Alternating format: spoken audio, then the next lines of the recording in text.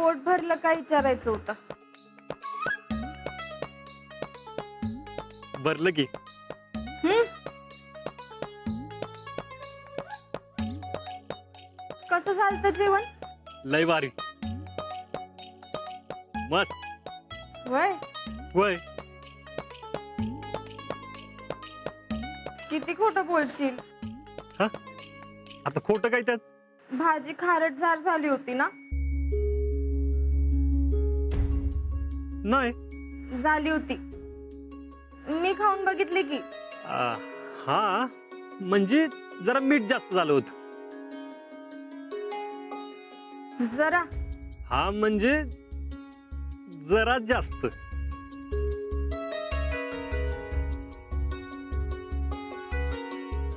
कसं आहे, कधी कधी स्वयंपाकाच्या चवीपेक्षा ते बनवणाऱ्याच्या भावना महत्वाच्या असतात. प्रेमानं जर स्वयंपाक बनवला असला ना तर ती चव कशी का असं ना ते जेवण चांगलंच लागते. होय काय? बर. हा. आणि कुणी काय का म्हणा ना, मला आवडलं, विषय संपला.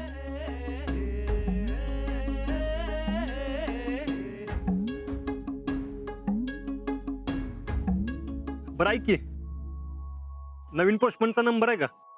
नवीन पोस्टमनचा नाही र. का? अगं माझं आर्मीचं लेटर कधी येणार याची वाट बघत बसलोय. उगाच चुकामुक व्हायची ना, म्हणून म्हणलं फोन करून सांगितलं असतं यायच्या आधी फोन कर म्हणून. जुन्या पोस्टमन काकांचा आहे की, पण नवीन वाल्याचा नाही. बर शितले, कधी एकदा तो पोस्टमन येतोय आणि मला लेटर देते असं झालंय बघ. ते लेटर तुला पोस्टमन देणार नाही. मग ते लेटर तुला मी देणार. तू? होय, मीच देणार.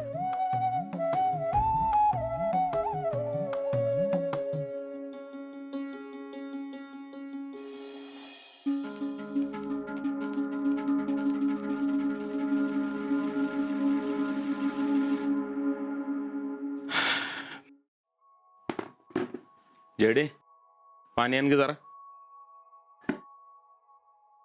जिजे, मायडीचा फोन आला होता उंबरजवरनं. काय म्हणत होती? काय नाही, बोलत होती, गप्पा मारत होती. म्हणली जिजीला पाठवून दे. कशाला?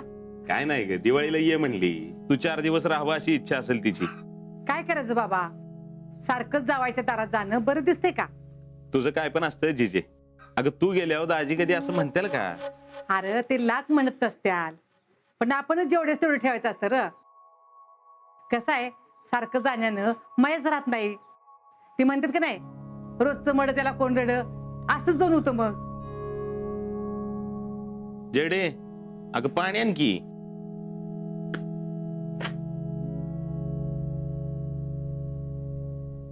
थांब, मी आणते पाणी. अगं ती आणल की, तू कशाला जातीस?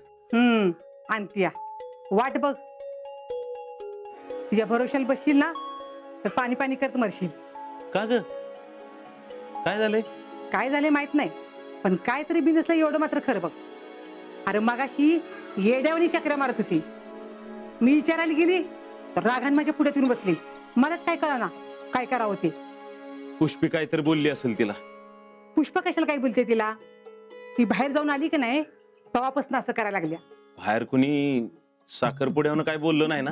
काय माहित बाबा, पण लईच तणतणत होती. काय एक तर ती कधी चिडत नाही आणि चिडली तर कोणाच्या बापाचं ऐकत नाही.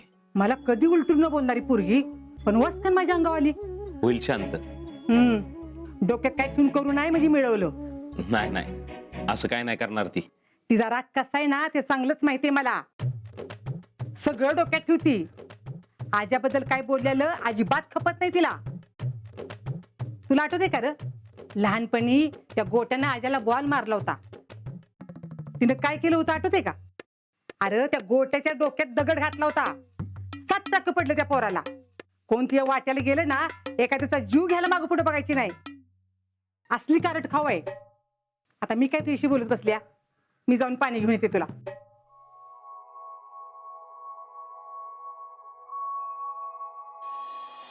सुमन हा? कमलताई आहेत ना अजून? आहेत ना म्हणजे त्यांच्या का जीवावर उठलायसा? अगं आहेत ना म्हणजे गावात आहेत का गेल्या परत काळा चौकीला?